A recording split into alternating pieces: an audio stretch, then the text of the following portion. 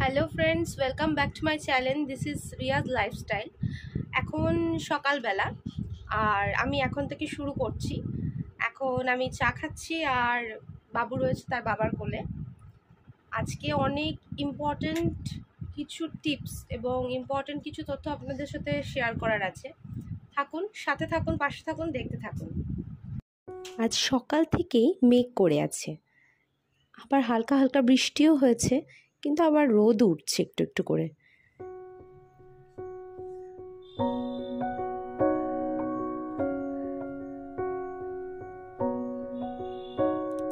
এবার সকালের ব্রেকফাস্টটা সেরে নিচ্ছি ডিম টোস্ট দিয়ে।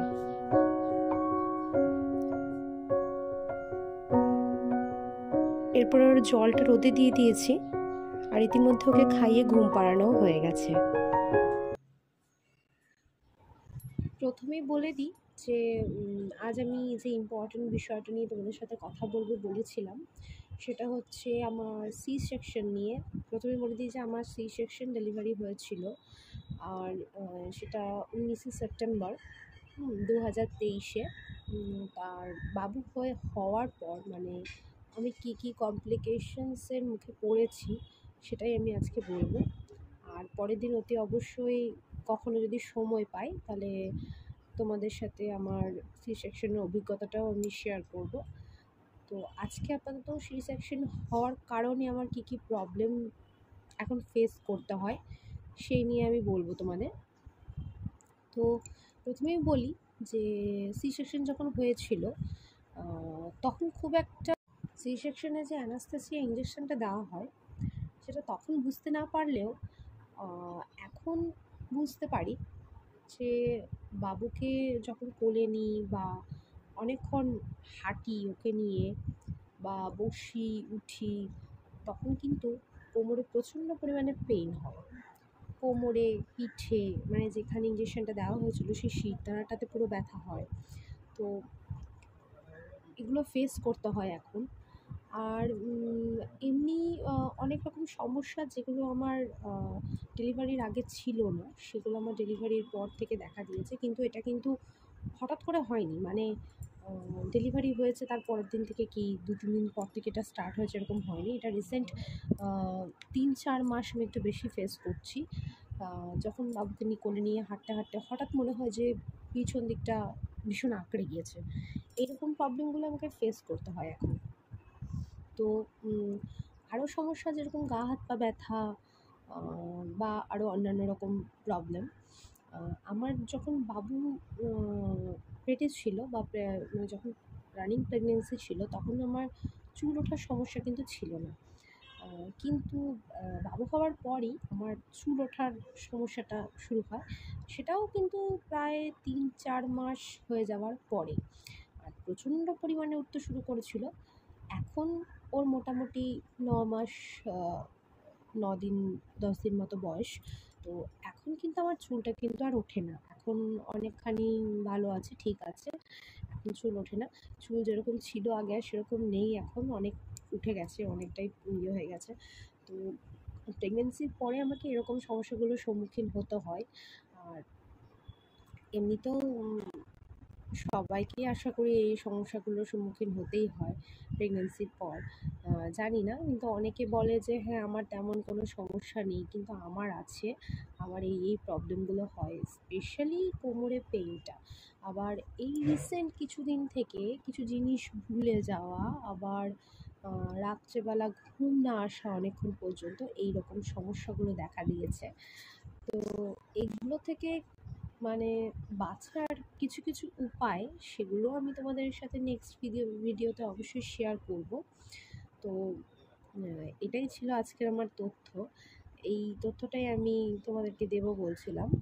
আর হ্যাঁ, আজকে একটা জিনিস আমি তোমাদেরকে শো করতে চাই। স্ট্রেচ মার্কের জন্য, যারা প্রেগনেন্সিতে যাদের স্ট্রেচ মার্ক এসেছে তাদের জন্য আমি এই ক্রিমটা, এটার নাম হচ্ছে প্রেগনা ক্রিম। হ্যাঁ, প্রেগনা ক্রিম।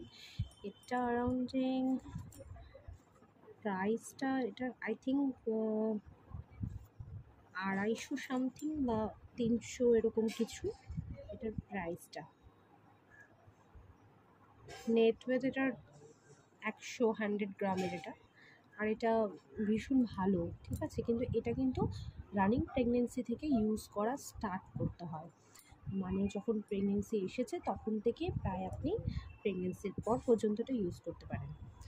আর এটা ইউজ করতে হয় রাত্রেবেলা স্পেশালি, কিন্তু রাত্রে আবার মানে যখন ঘুমোতে যাবেন তখনই, রাত্রেবেলা আবার অনেক সময় দুপুরবেলাতেও ইউজ করতে পারেন। আমি এটা ব্যবহার করেছি, তবে কিছু কিছু সময় আমি ভুলেও গেছি। আরেকটা কথা, যখন আফটার প্রেগনেন্সি আমি আমার হাজব্যান্ড আমাকে একটা বেল্ট কিনে এনে দেয় কোমরে পরার জন্য। তো সেই বেল্টটা আমি বেশ কিছুদিন পরেছি, কিন্তু তারপরে কিন্তু মানে আমি আর পরিনি। কিন্তু যে কদিন বেল্টটা পরেছিলাম আমার কিন্তু কোমরে পেইন সেরকম হয়নি, কিন্তু এখন অতিরিক্ত গরম থাকার কারণে আমি সেটা কিন্তু পরে থাকতে পারছি না। তো চেষ্টা করবো বেল্টটা পরা, তারপরে যদি কোনো ভালো রেজাল্ট বেরোয় অতি অবশ্যই তোমাদের সাথে শেয়ার করবো। এইদিকে ওর খাবারটাও রেডি হয়ে গেছে।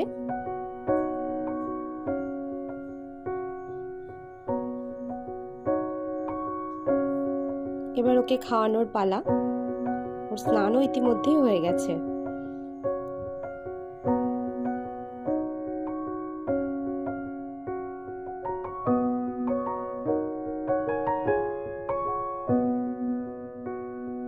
ওকে স্নান করিয়ে ওর বাবার কোলে দিয়ে আমিও নিজের স্নানটা সেরে নিলাম।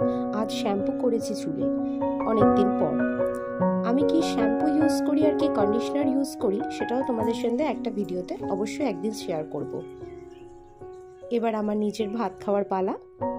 আজকে রয়েছে ডাল, আলু সেদ্ধ, শাক ভাজা, ভাত। খুব সিম্পল খাবার।